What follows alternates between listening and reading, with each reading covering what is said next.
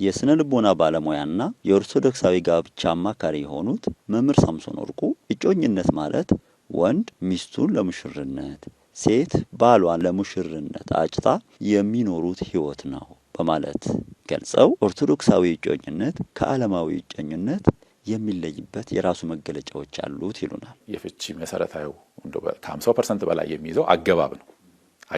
ቅድመ ጋብቻ የተጋቢዎቹ ዝግጅት ምን ያህል ዝግጅት አድርገው ነው የገቡበት? ምን አይነት ዝግጅቶች? የመጀመሪያው መንፈሳዊ ዝግጅት ነው።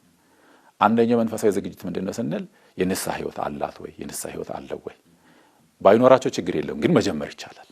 ከዛ ባለፈ የስነ ልቦና ዝግጅትም ያስፈልጋል። የስነ ልቦና አሁን ከእኔ ወደ እኛ ማለት ይጀመር ነው።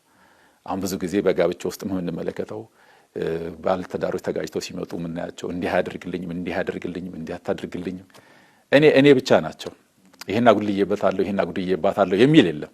ሁሉም ራሱን ነው የሚከላከለው ያለውና ይሄ ማለት እኔነታቸውን ሳይተው የእኛነትን ህይወት የጀመሩበት አጋጣሚ ነው ያለው ማለት። ስለዚህ አሁን ቅድመ ጋብቻ ላይ በእጮኝነት ህይወት ውስጥ ሌላው ዝግጅት የሚያስፈልገው የስነ ልቦና ዝግጅት ያስፈልጋል። ምን ነው? አንደኛው ከኔ ወደኛ፣ ከዛ ባለፈ በጋብቻ ህይወት ውስጥ ሲገቡ ሊያጋጥሟቸው የሚችሉ ተግዳሮቶችን አስቀድሞ መገንዘብ።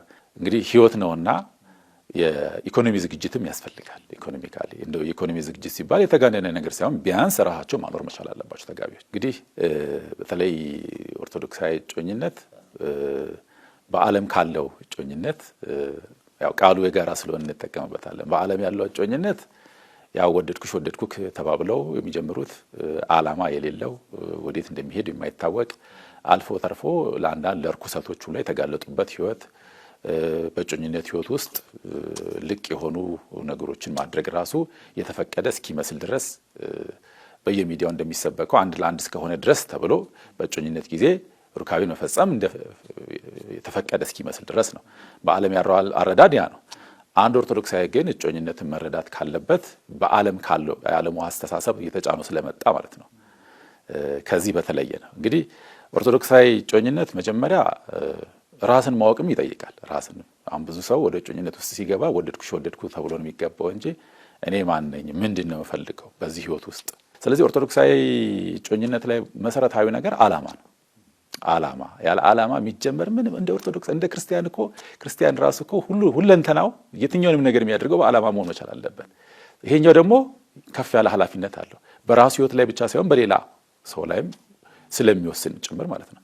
ከዛ ባለፈ በመንፈሳዊ ህይወት የሚበረቱበት ነው። በሂደት ውስጥ አንዱን እያነጸ የሚበረታበት በመንፈሳዊ ህይወት መቼም ሁላችንም የበረታን አይደለንም።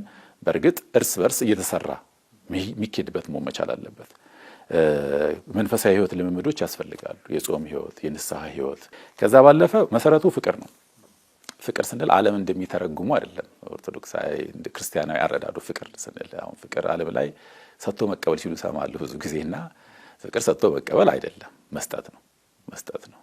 መስጠት ጊዜን መስጠት፣ ገንዘብን መስጠት፣ ጉልበትን መስጠት፣ አንዳቸው ለሌላቸው ያላቸውን ነገር ሁሉ መስጠት፣ ያም መስዋዕትነት ምንለው ማለት ነው። በእጮኝነት ጊዜ ኦርቶዶክሳዊ ክርስቲያኖች ምን ማድረግ የለባቸውም ለሚለው ጥያቄ እንደሚከተለው ማብራሪያ ሰጥተዋል። መደረግ የሌለባቸው ነገሮች ሁሉንም ዘርዝረን ባንጨርሳቸውም በመሰረተ ሐሳብ ደረጃ የመጀመሪያው በእጮኝነት ጊዜ ላይ አሁን የዓለሙ ተጽዕኖ እየመጣ ስለሆነ የነገዋ ሚስቴ ነሽ፣ የነገው ባሌ ነው ተብሎ ወደ ጾታዊ ነገር ማዘንበሎች አሉ።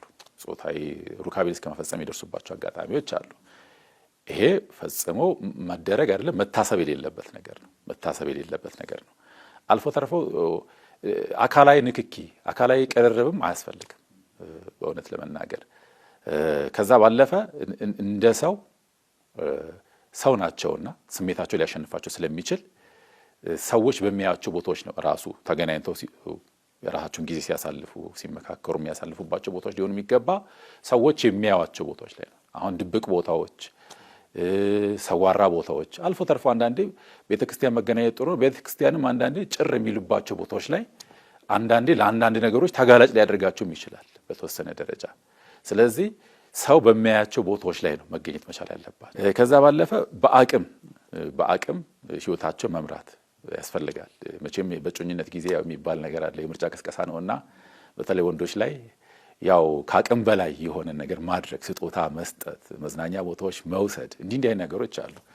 ይሄ ተገቢ አይደለም። ጊዜ መደረግ የሌለበት በአንዳንዶች ላይ ፈተና ሆኖ የምመለከተው ገና እጮኛ እንደያዙ ለቤተሰብ ማስተዋወቅ፣ ለጓደኛ ማስተዋወቅ፣ ከዛ ደግሞ እጮኝነቱ ካልቀጠለ ኋላ ላይ እንግዲህ ለቤተሰብ ካስተዋወቅን፣ ለጓደኛ ካስተዋወቅን ያ ሰው የሚጠበቀው ምንድን ነው? ጋብቻ ነው የሚጠበቀው።